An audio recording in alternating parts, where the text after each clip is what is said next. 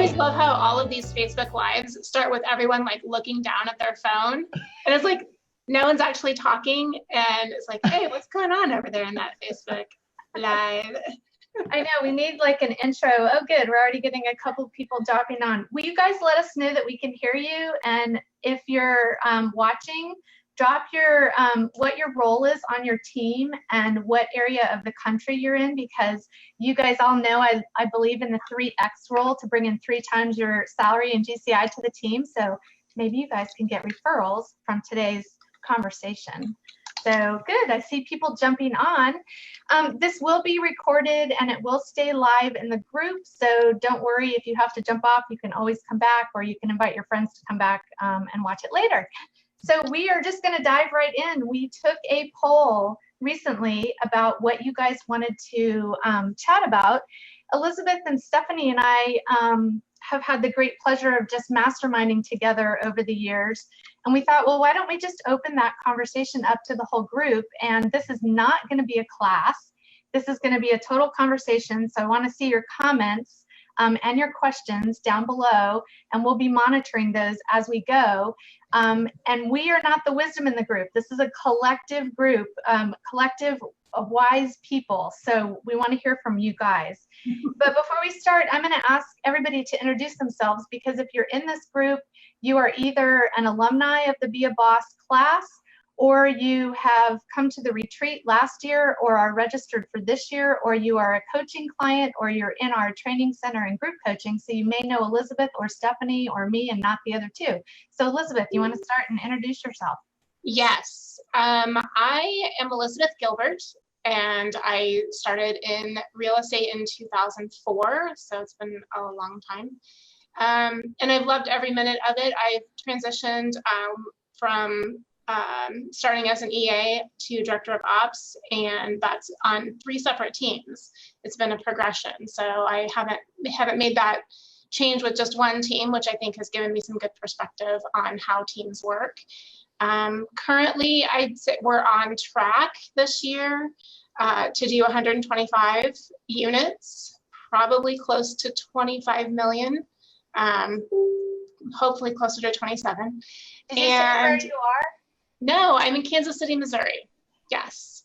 Okay. There's a difference, by the way. There's a state line, and I'm on the Missouri side. Okay, awesome. But I bet you have a great referral partner on the other side of the line. Absolutely. You know, the whole region, it's Heartland MLS, and it's both Kansas and Missouri in one MLS in the Kansas City area. So yeah, that's how that works. Awesome. Cool. Yeah. And Elizabeth, I always give, everybody has a nickname in my world. So Elizabeth is the voice of reason. She's like the most calm and steady, always has a great outlook and perspective. So awesome. So now we meet the systems queen, Stephanie. Hey, I am Stephanie Brackett. I'm currently the Chief Operations Officer for Anderson Hicks Group out of Idaho Falls. I've been in real estate since 2006, so not quite as long as Elizabeth, but getting there. I have been a buyer's agent.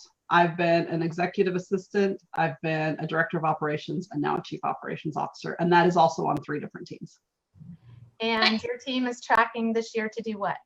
It depends on if we get our expansion open, but somewhere between 800 and 1,000. Awesome. Big numbers. I love it. So, and did you say where you are? Idaho Falls. Yeah, I did. Okay, good. Sorry. My little V3 tunes in and out. Bear with me here. So, and I'm Christy Belt-Grossman. I'm the owner of Ops Boss Coaching, and we've been around for almost 4 years now. And prior to that, I was the Chief Operating Officer for the Belt team for 23 years, starting out as an assistant to 2 agents and building up a team that eventually had $1 billion in sales. So we are, with that, going to dive right in. I want to tell you, we're going to give away, I have a book. I don't know if you guys are like me, but I have literally stacks of books that I am so interested in reading, and I'm always reading, but I never get around to them all. So I literally have not even cracked this book, but I'm going to send it to one of you today for being a great participator. So whoever is a great participator will get predictable success sent to them. And if you stay around to the end of the call, we have a great handout that Stephanie's provided that we're going to send to you as well. That will kind of encompass a lot of what we're talking about here with tracking. So let's dive in. First question, and this is a question for the whole group, not just for us on the call, and you guys can participate in the comments. Why do we track? What's the purpose of tracking? Like, why bother? Because it takes a lot of time and effort and energy to do all this. What's the purpose behind it? So Steph, you want to start with that? Yeah, on my team, we are firm believers that data leaves clues. So data is what gives us the ability to predict future.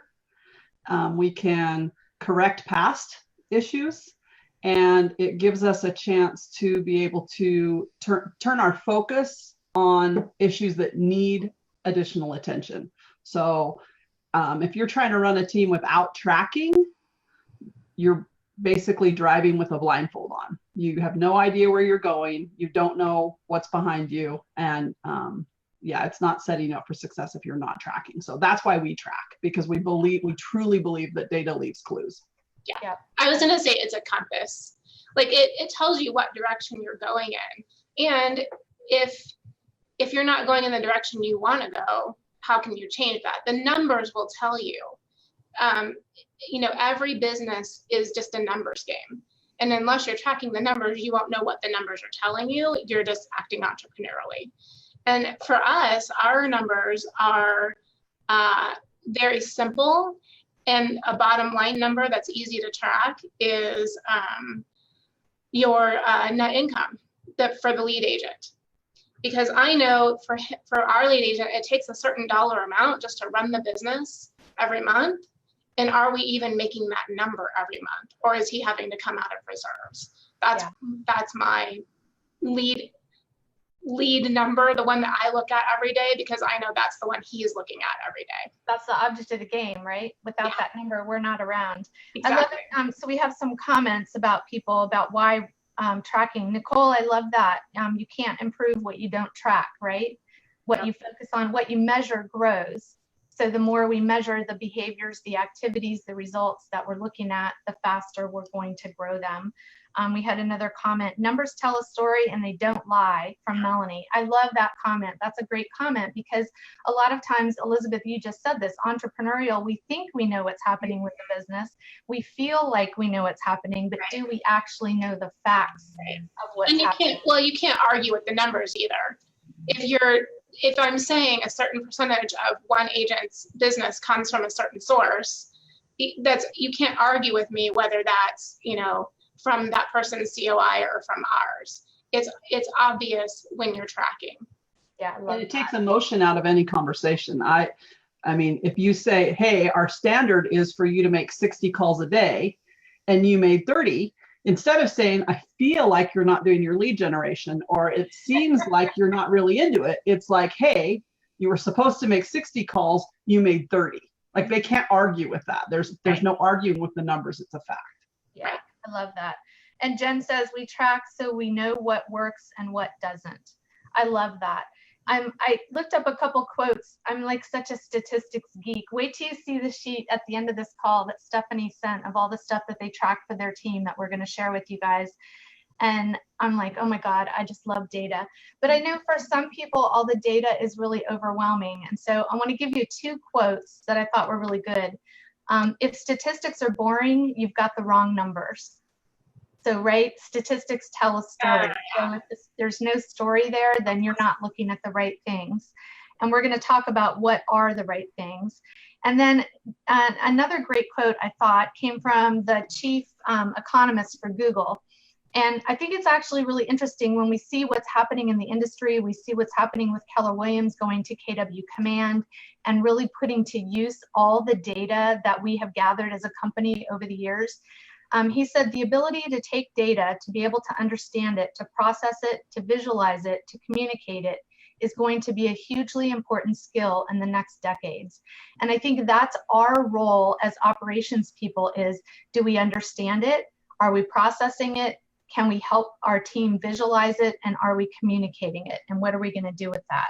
So let's go into our next question, which is, if I'm not sure what to track, where do I start? What do I track? And if I just kind of had to like put a dashboard on my car, I love how Stephanie always uses analogies. I love that. So if you've got your like miles per hour and you've got your gas tank and you've got your thing, I don't know anything about my car. I drive a 2001 VW Beetle. It really only has like 3 gauges on it. It just drives for you, right, Christy? Heat or cold, whatever. Your 3 basic things, like what would you guys start with? And by the way, you guys, I think one of the values that we're bringing of having this group is we've got all kinds of levels and teams of this group. And that's kind of what Elizabeth, Stephanie, and I represent too. Steph's on the really large power team end with 800 to 1,000 units. And Elizabeth is not on the lower end, but she specializes because of the group coaching with newer admin. She's working with a lot of just agents and admin. So we can kind of represent the range. So let's kind of go down to the low. Where do I start? And then we'll grow it up. So what 3 things would you say are important to track on your team?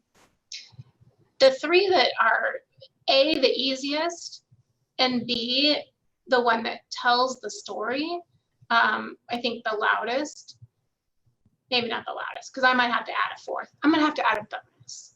Okay. Is net income, how much money you're making every month, and not only what you've made, but what's on the books. So, and include your the listings that you have coming up that haven't hit the market yet.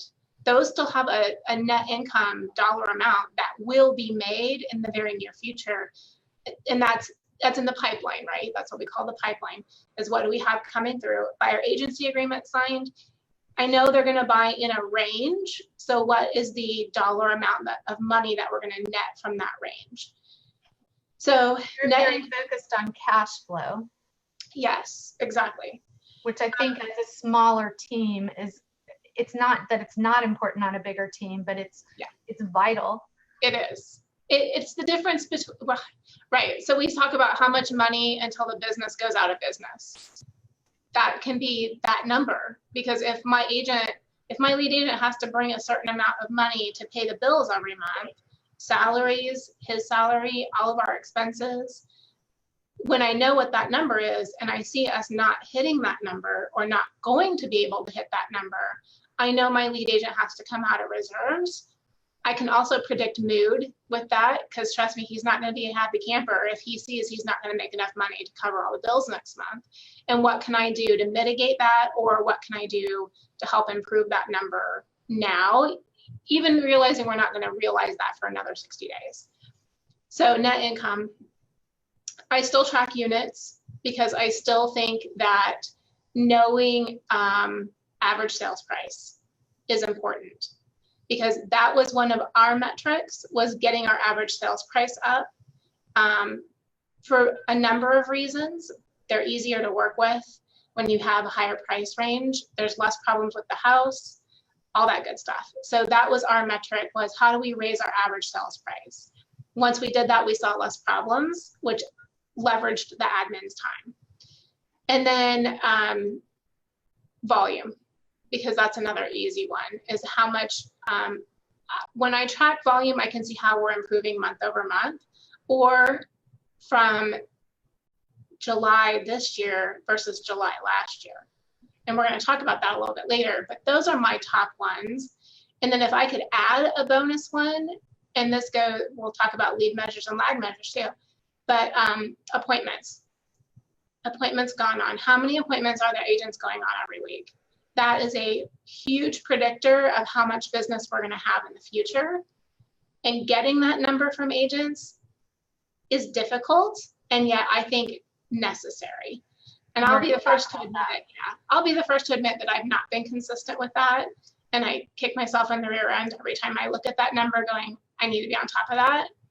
And yet I do think it is important, because even if agents don't want to track how many dials they made, if you don't have a dialer, that can be difficult. How many contacts you made, that can be difficult. But they can look at their calendar and know how many appointments they went on. Yeah, and we're going to talk about how do you get that, who's tracking and how do you get that information later. Yep. So Steph, you have like 5 typed pages of things that your team tracks. How do you narrow it down to what are the top 3 on your dashboard that tell you what you need to know for your business? That's a great question. I'd love to know top 3 because a 4-hour meeting between our leadership team got us down to 12. Oh, bless you. Holy cow. Yeah, and it depends, honestly, it depends on the department, because we have certain things like in our ISA department, we have metrics that are vital to our ISA department.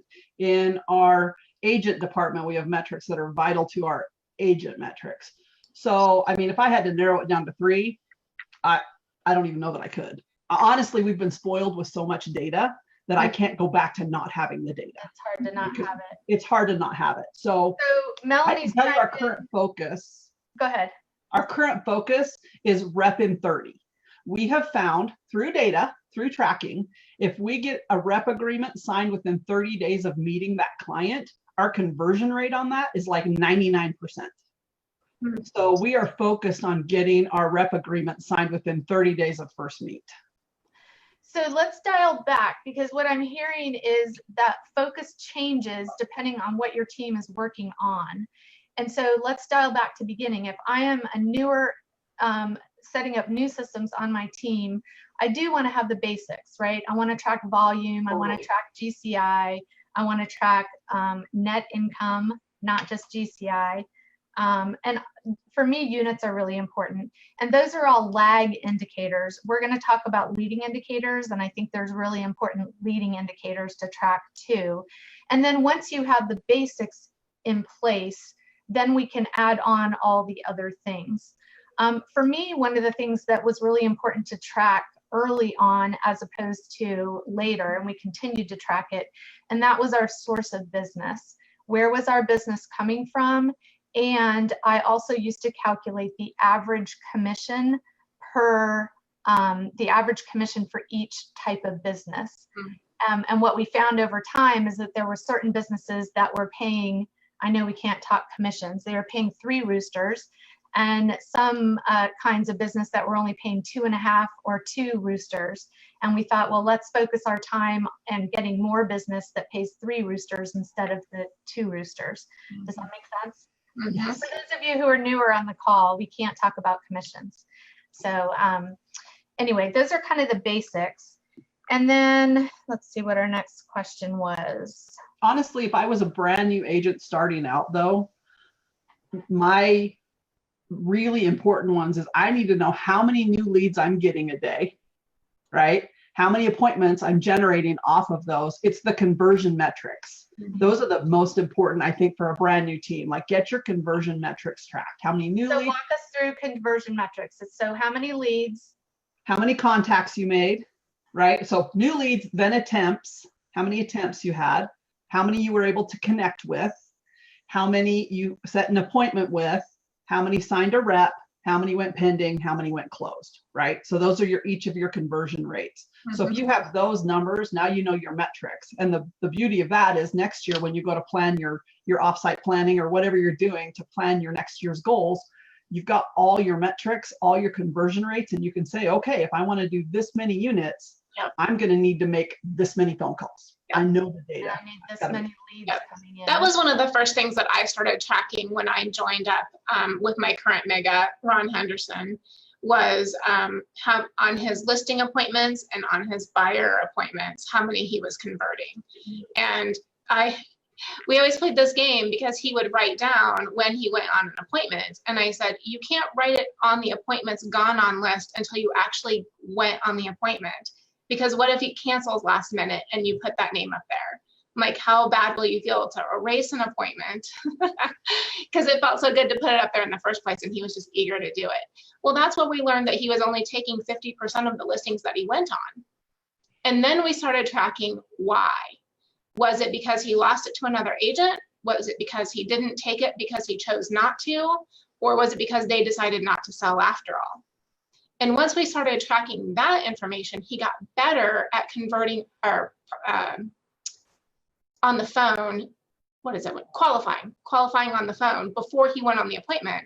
And then his conversion ratio magically went up. Yeah. And that comes Amazing. from seeing Right? the numbers and seeing the data and saying, what story is this telling me and what can we do? I went to Tony Robbins Business Mastery for 5 days in 2011. One of the exercises he had us do was the 1% tweak. So take every metric in your business. So like what Stephanie just described, how many leads are coming in, how many appointments or how many calls, how many appointments, how many buyer reps, how many contracts, how many closings.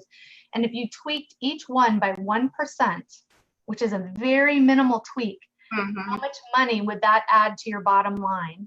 If you do that exercise, it's phenomenal. And then you can go back and say, okay, well, how do we tweak? Do I need a new script? Do I need a different follow-up program? Do I need a different presentation? Like, what are the little 1% tweaks we can make? And that's something you can do on the operations side to show your agents how they can grow their business. Super easy. Right. And it's usually one of two things. It's either a skills issue or it's an activities issue. They're not doing enough of the things or they're not doing them well. So if you can figure out which one it is, they're either not making enough calls or they don't have great scripts when they're making the calls. And that helps you with each conversion. They're either not doing it well or they're not doing enough of it. Right. Not talking to enough people, not talking to the right people, not saying the right things. Correct. Okay, so let's say we've got our basics in of what we want to track. Now our team is growing. What else can we layer on to our tracking and what else should we be tracking? I'll give you one that became really important for me that is actually, it's on a little bit of a different track than this. And that is how many METs are in our data bank and what our conversion ratios are. So I want to know how many people are in my data bank who total, who are METs, and last year, how many past clients did business with us or referred us, and what was the percentage of the total. And then this year, I can do my tweak, right? So now I can say how many am I going to add to the data bank and what is my conversion ratio going to be? And if I increase both those numbers, it should magnify the amount of business that we do. Yep. Yep, definitely. And we get, I mean, when you first start, you're trying to keep your head above water. You're trying to make sure that the bills get paid. You're trying to make sure that people are just doing the basics and getting contracts written, right? And as you get bigger and grow, it becomes more and more about profitability and ROI on lead sources. And you really start analyzing those numbers and making sure you're spending the right money in the right place, the right amount of money in the right places to deliver the best results. So definitely ROI by source is a huge one. Yep. And then profitability. There's a lot of teams out there that they're running a big team and they're doing big numbers, but they're not profitable, right? And my mega always says, if you're at 10% or less in profit, you are 1 month away from shutting the doors. Yeah.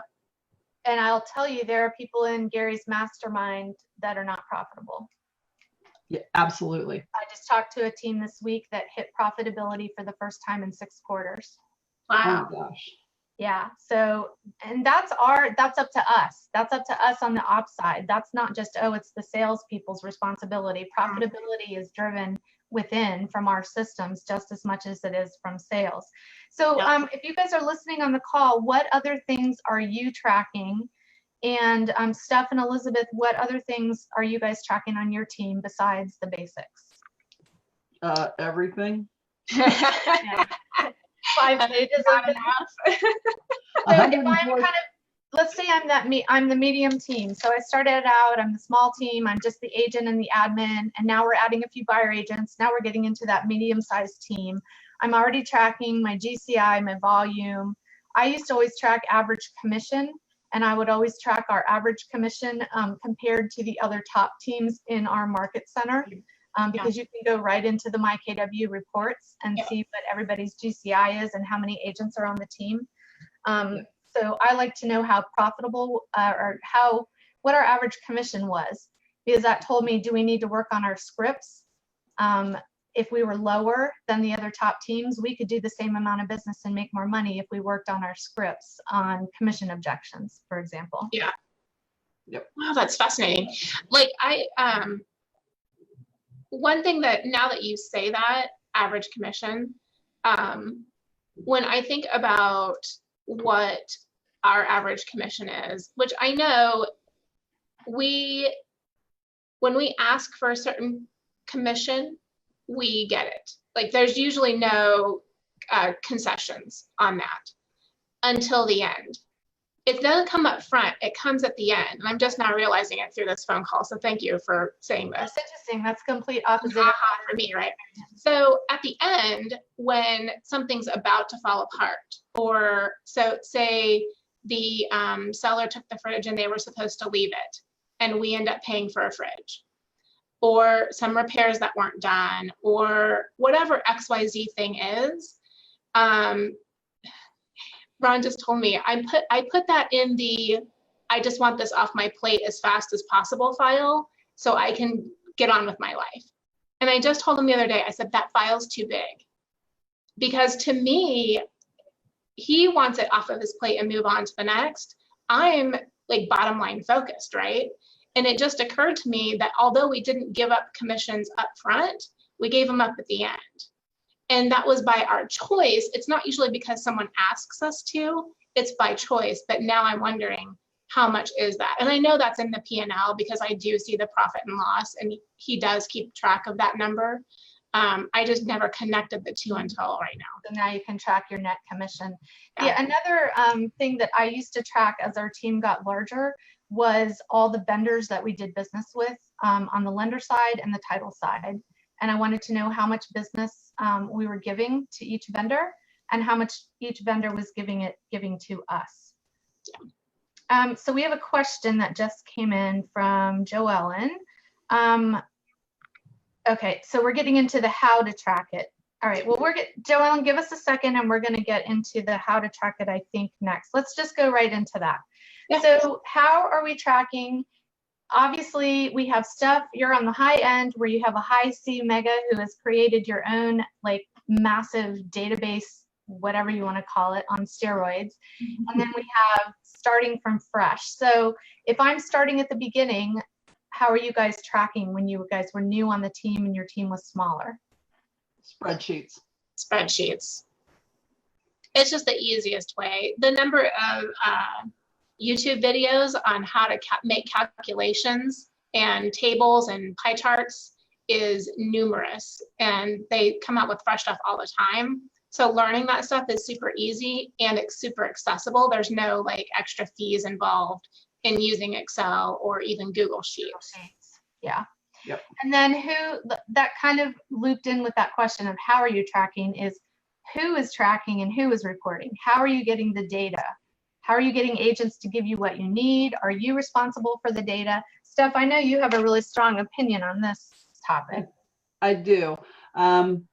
Obviously, it goes back to systems. There's got to be a trigger and a process for every number you track. I don't just hope that someone's going to tell me that we have a Zillow review that I need to track and add to our system. I just don't hope that someone's going to tell me that they went on an appointment. There's a system for everything. So it all runs through our process. So there's a trigger for every number we track, if that makes sense. What you mean? Yeah, I love that. A trigger for every number. So give me an example, a couple of examples. So for example, when we have we get a phone call and the agent or the ISA takes the phone call and they set an appointment. They literally, as their process goes, they have a little thing that they do every single time. They fill out the intake form with all the information as they're talking on the phone. It guides them. How soon are you looking to buy? What's your budget? Have you looked at any agents? All the LP Mama questions, right, are on that form. And then it has a little checklist for them. They log it in our database. They log the date the lead was received, the source, the date the appointment was set on, and the date that it was set for, and which agent it was set for. That sheet then goes to the agent, and the agent takes it with them on their appointment.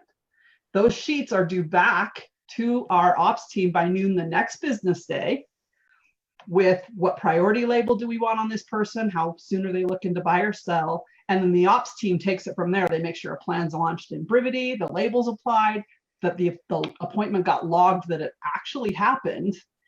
They upload it and save it, and we move on. And now we know if we don't have a sheet, two things happened. Either one, the appointment didn't show up, Or 2, the agent forgot to turn it in. And the ISAs will go chase those down. They run a report every day that says, show me missing green sheets. I had an appointment set. I don't have an appointment So date. before you guys had ISAs and you have agents making their own appointments, how are you handling that? Same exact way. They were responsible for filling out the green sheet. And that's still that way on our team today, because agents set some of their own So appointments. agents are on the road making appointments. They're at home at night. They're just carrying those forms with them. On a tear pad. Okay. Love Yep. that. Yep. In their car. We tell them to have them in their car, at their house, and at the office. Okay. And Elizabeth, what about how are you tracking? Who's doing the tracking? Who's doing the reporting?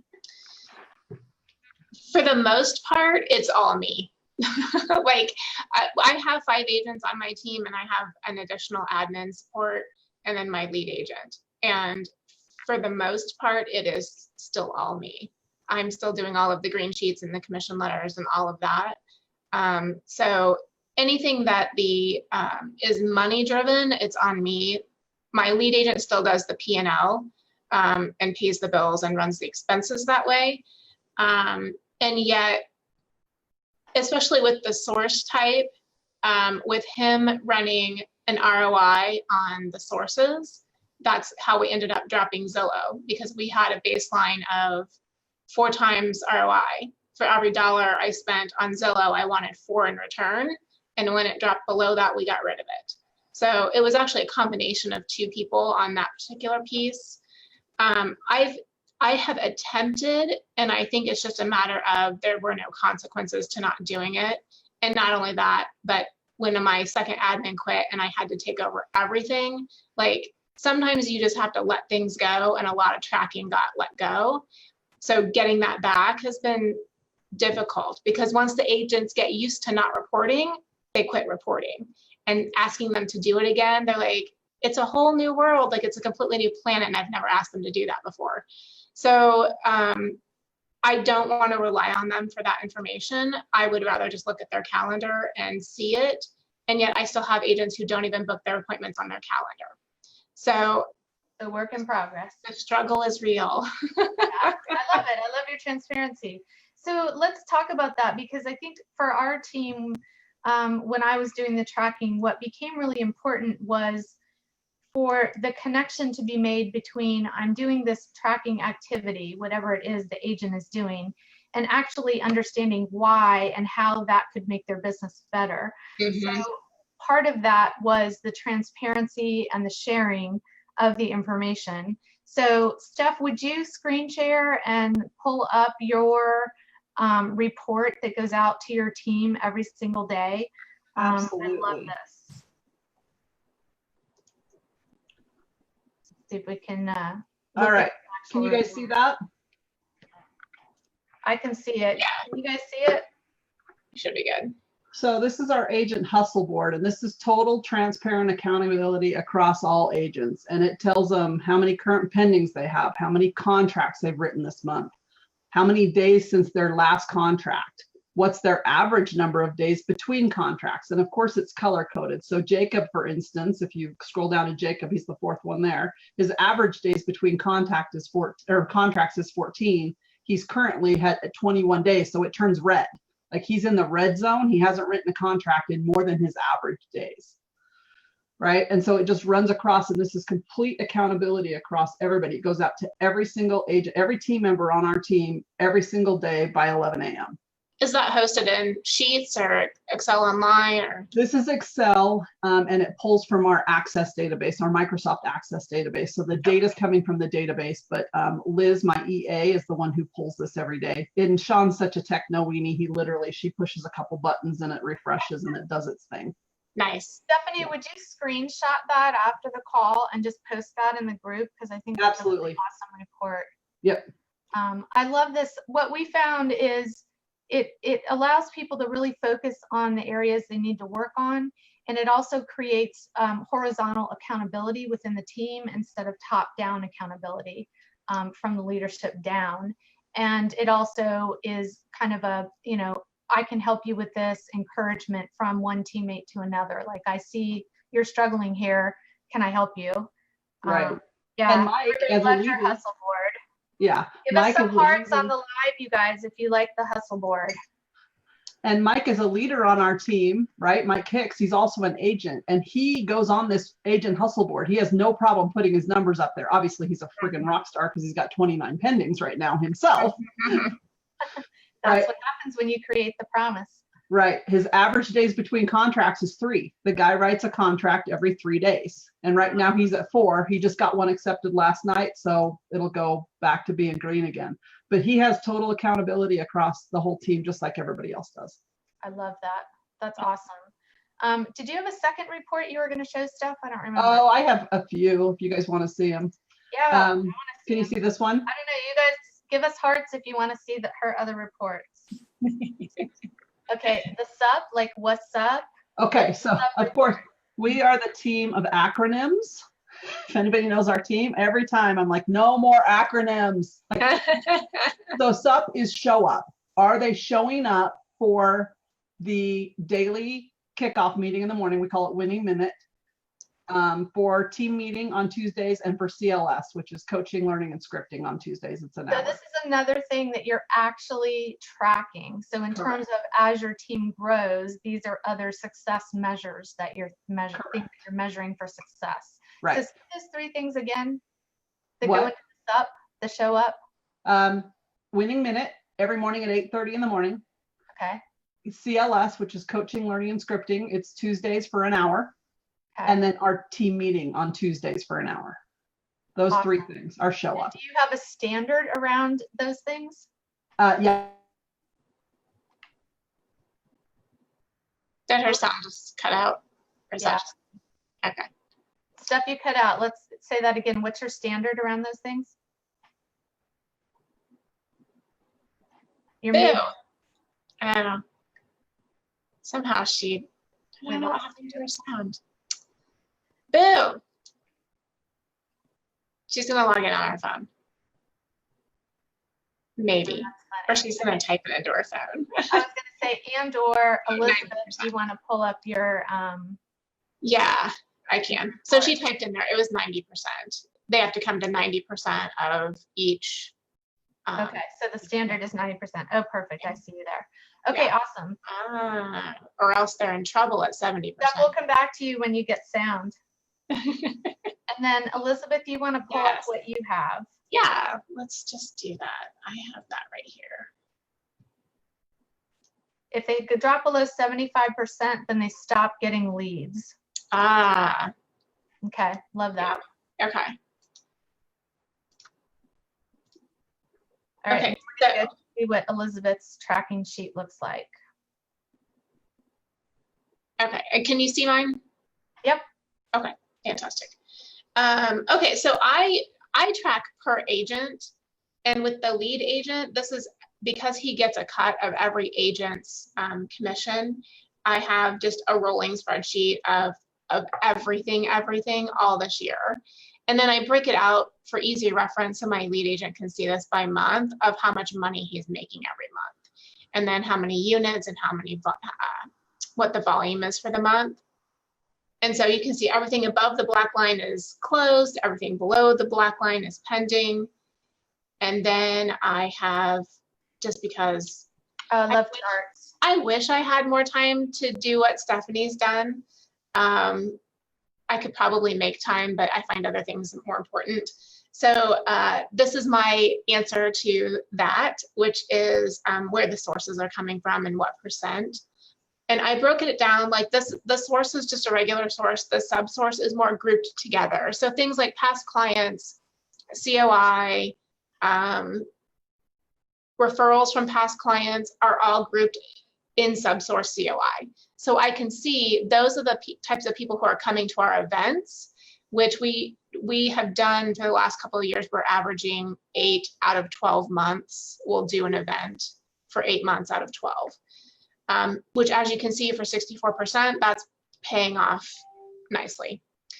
Paid referrals are things like Dave Ramsey, Zillow, anything that we owe a referral fee on. And then you can see FSBOs, expired and canceled, and internet leads kind of make up the rest. And I don't know what the orange sliver is. That might be lawn signs. But then we have the 3 pillars of business, which I track for each agent. This is just as a group overall. I track for each agent. And this is, again, where our business is coming from, because that's how we know whether having an agent on the team is paying off for us. So if you've heard the expression lead receivers and lead generators, right? You have agents on your team who are really good at taking a lead that you give them and converting them into something. And you have agents on the team who are good at generating their own business and bringing it to the team that we would not have had otherwise. So we break that down into 3 pillars. The first one is Ron's past clients, Ron's sphere of influence, anyone that he has direct influence over, and he usually is handing those off as appointments to the agents on our team rather than working that business himself. That's pillar 1. Can you, Elizabeth, can you pull up, you had showed me before the report that you have that you give to your agents once a month, each individual agent? Yep. Because I think you have the pillars. Yep, because this makes a little bit more sense on an individual agent basis. Yeah. I love that. So do you meet with your agent once a month to go over the report, or you just send them the report and they're used to looking at it? They get this once a week. So I print this and give it to them at the team meeting once a week. And if they have any questions or concerns about it, then we do have a discussion. But for the most part, this is an FYI type of situation. In something like this where someone who has closed 20 so far this year and only has 1 pending, trust me, we've had a conversation about that. You know one of the things I love about this is the opportunity to reinforce your value proposition. So each team is a little bit different. We used to have a pie and we would divide the pie in half, and 50% of the pie was team generated and 50% was agent generated. That was our goal. You guys are more like kind of like an 80-20, I think, with your 3 pillars. Yeah. But it gives you the opportunity to reinforce the value proposition with your agent, because a lot of times an agent will be very focused on their sphere of influence business. Yeah. Because they think, why am I giving you so much of my split? I should get more of this. Yes. And they forget that the majority of their business may have been team generated. So now you're reinforcing that each time you give them the report. That's exactly the conversation. Yeah. And that's why we tell them. So pillar 2 is the Dave Ramsey leads, the things that require conversion on the agent's behalf, but we are paying something to generate those leads for the agents. And pillar 3 is anything they generate on their own, calling expireds for sell by owners, canceled, and anyone's from their sphere. And the standard is to get that to 20%.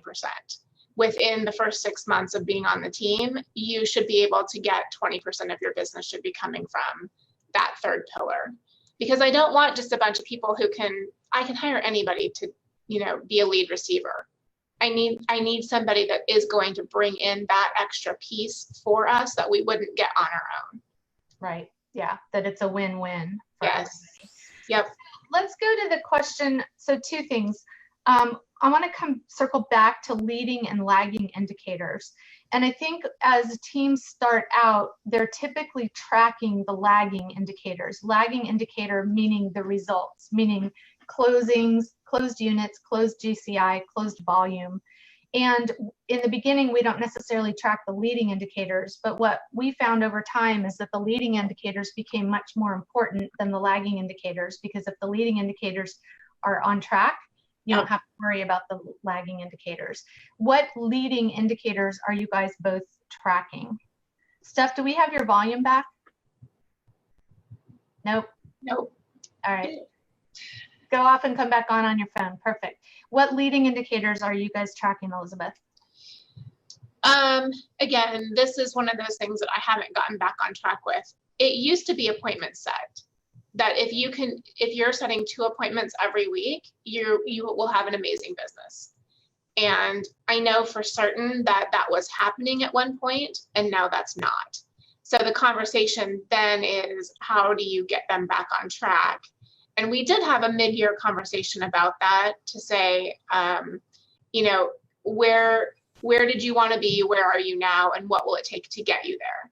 And so we've had that conversation back to, look, if you can just set 2 appointments a week, what would that get you? What would your life look like at that point to get a recommitment, a rebuy-in to that system?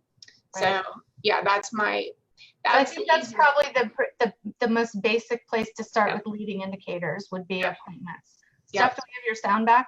I don't know. Do I? No. Yes, we do. Oh, We got yay. it back. Good. So what leading indicators are you guys tracking? The really crucial ones to us is the ISA department. So how many new leads did we get? How many attempts did we make? How many people were we able to connect with? And how many appointments did we set?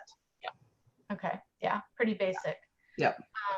And then let's talk about who is reviewing. So we have all this data. We're tracking all this data. It may be as simple as just closings, units, sources of business, and it may be as complicated as how many times John Smith sneezed last week if you're on Stephanie's team. I do actually say every day, there's my sneeze for the day. So I do track my sneezes. Oh my It's not a lie.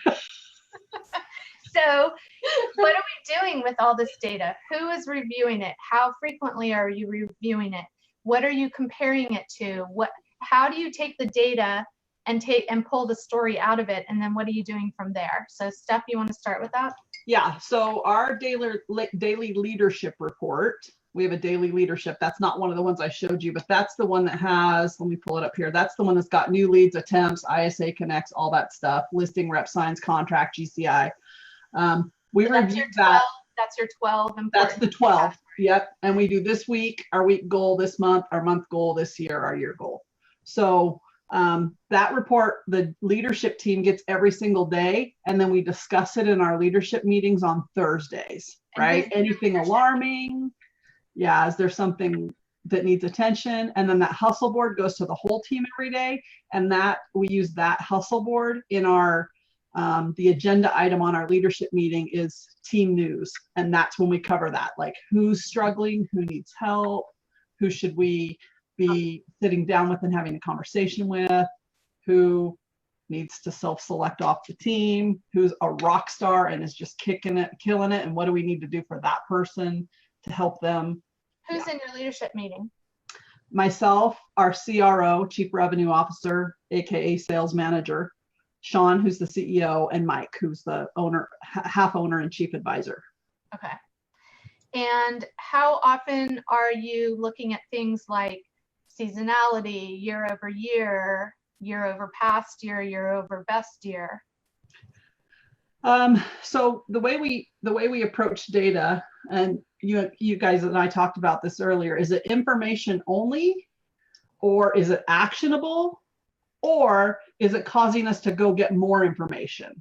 So some indicators on our thing say, oh, we need to dig into that. What's the issue there? Like, for instance, when I showed the hustle board, Katya hasn't written a contract in like 22 days or something. Well, Katya she was out for 2.5 weeks, right? So we have to go get more data because this number isn't telling the whole story. So there's all sorts of numbers on our dashboards that drive additional research. So if something flags us, like some person is out or sales are down, what's going on? Then we go back, okay, are we down in leads? Are we down in appointments? What's causing us to be down in sales? Yeah. And are you tracking to goal? Are you tracking year over year, year over best year? Like, what are you tracking as you're going through your year? I laugh because that's always a debate, because every time we get into going to track, Sean's like, okay, so now do we do a rolling 30, a year to date, a year over last year, this January over. So we track it always. Every single way you can think of tracking it, that's how we track it. You guys are you guys are on the one extreme. So let's get Elizabeth on the other extreme. Yeah. Who's reviewing and what happens from that review? How often are you reviewing the information? What does that conversation look like? Yeah. Ours is much more organic, in the moment. It's very not purposeful, except for the meeting itself. So Mega and I have 2 meetings on the calendar every week. One at the beginning of the week, which is a what do you have going on this week? How can I help? Where do you foresee any problems? And we sort of have that meeting at the beginning to spearhead the week. Our Friday meeting is our numbers meeting, and it's just the two of us, and we will pull out these reports and go, are we making enough money? Are the agents making enough money? Where is our business coming from? You know, how many people did we have at our event last week, and did we reach out to all of them? Like, it's a very in the moment conversation over what happened for the past week, and then any trends that I might see.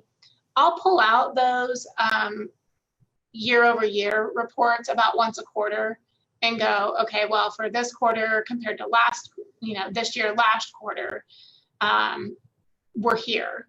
And then we'll kind of spot some trends that way. And usually, as long as we see the trend line motioning up, like it just nudges up. Like, we don't have any huge spikes up. Ours are nudges. As long as we still see those nudges, like, we're happy. And as long as the agents are still nudging up, we're happy.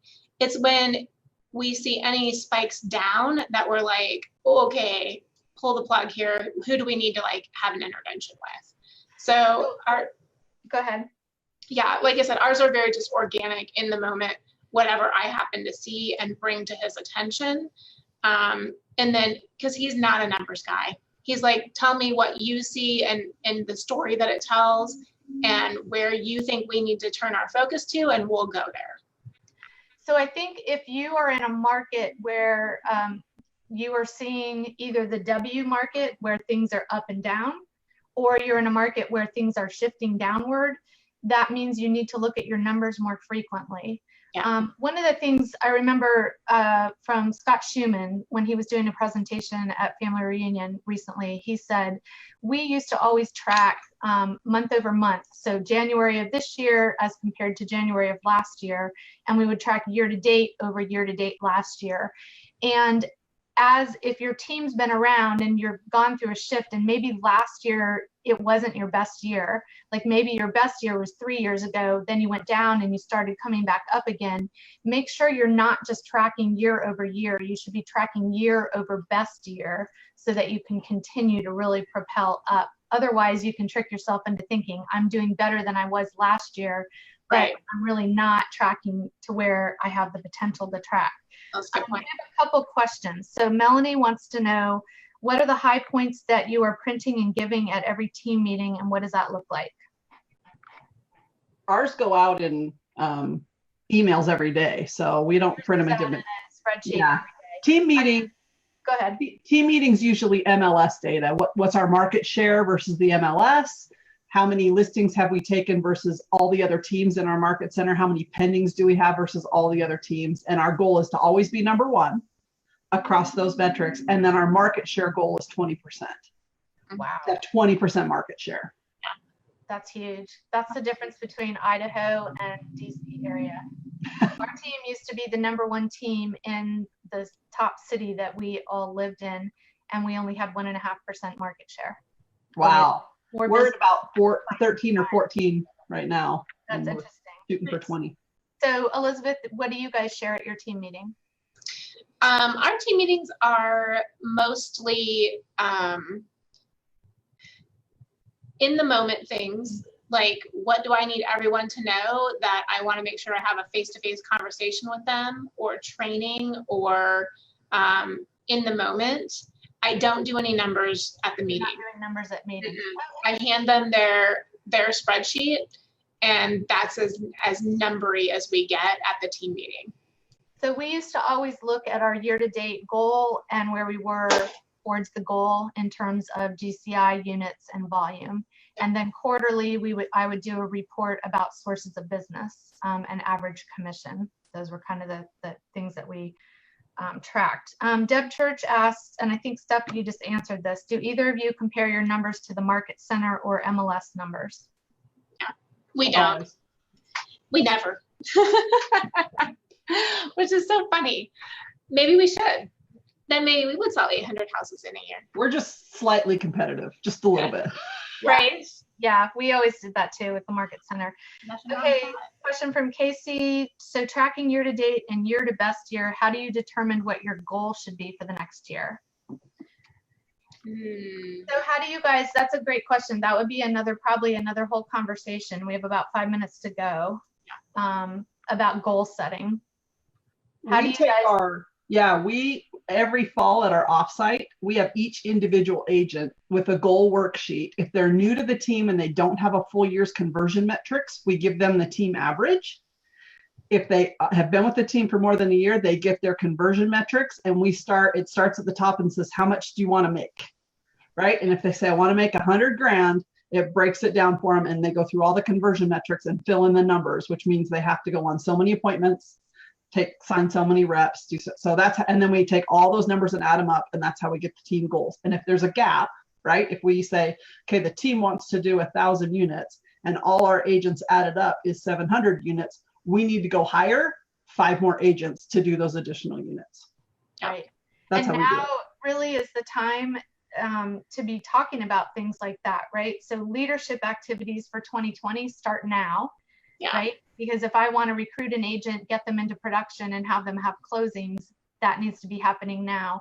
And then team activities really kind of fourth quarter is the beginning of 2020 for the people on the team. That's kind of how we used to look at it.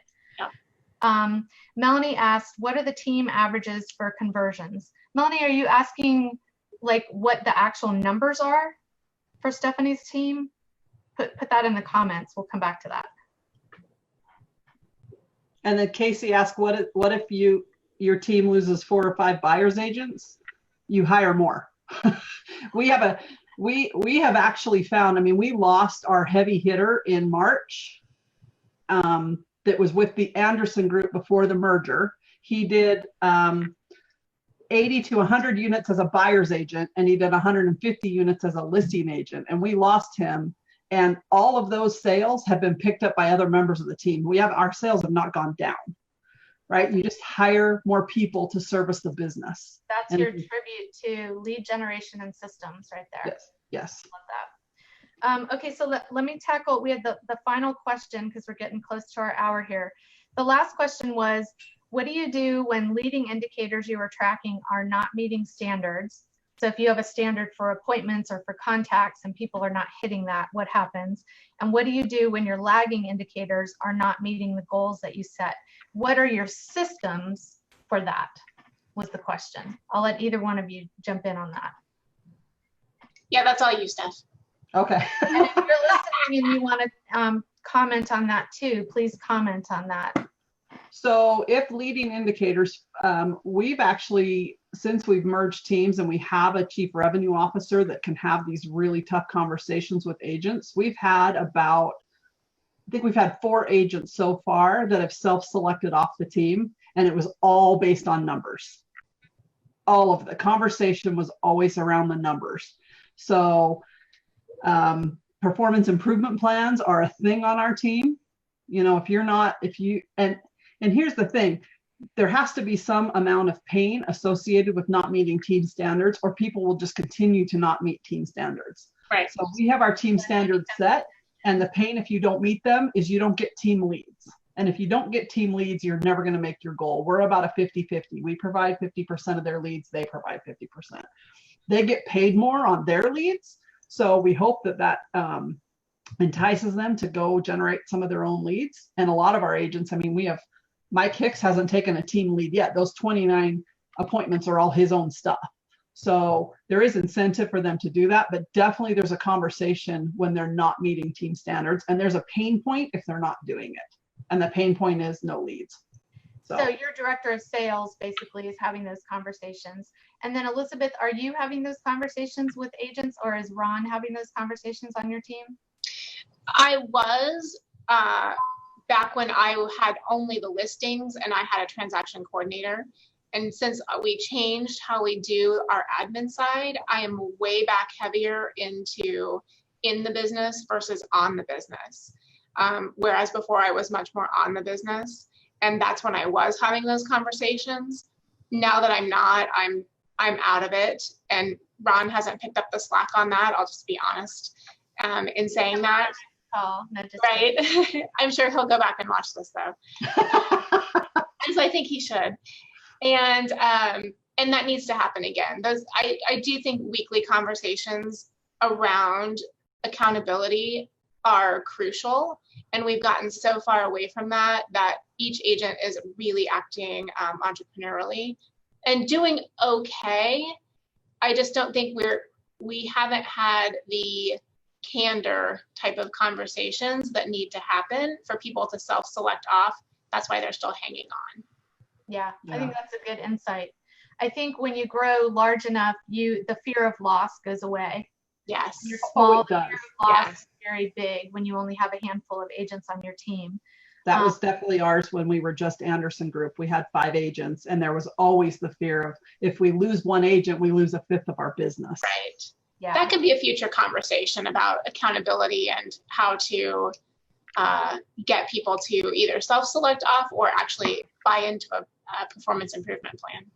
So that reminds me, if you guys are still with us on the call, I want you guys to comment and put in the comments what topic you want us to hit next. These are really organic conversations. We want it to be a group conversation. So we're not set on any topics. These are real things that Steph and Elizabeth are dealing with their teams, what all 3 of us are dealing with all the teams that we coach. So I really want to have all of you put in what you want to talk about next time. Steph, I noticed on your report, one of the things that happens when people aren't hitting standards on your team was similar to the way that I used to run my team, which is at a certain point, if they have not done what they need to do, then they're not eligible for leads until they get caught up. So Correct. What are the things that you measure there for that? So it's showing up. It's the SUPs and the DRTs. So the SUPs are showing up and DRTs are doing the right things. And what are doing the right things? Are they behind on their tasks in Brivity? Do they have overdue tasks for lead follow-up in Brivity? Are they get points for doing open houses and door knocking and circle prospecting? So they have a point threshold where they need to be that gets them the do the right thing points, and they have a threshold where they have to be. So it's very black and white, and everybody's clear on what the standards are, and it just automatically kicks in when it triggers. Okay. Yep, and there's no question about it. The ISAs get that report every day, and it says who's lead eligible, and that's who they'll set appointments for that day. Love that. Nice. Okay. Super. All right, so I think that was all the questions. I think there's a couple more in there, but we can answer them by writing. I was going to say, we'll come back and comment in the group. Yeah. And if you guys are interested in getting, I think we called it the ultimate list of things you can track. It's literally 4 or 5 typed pages of things that Stephanie's team tracks on the way to 1,000 units.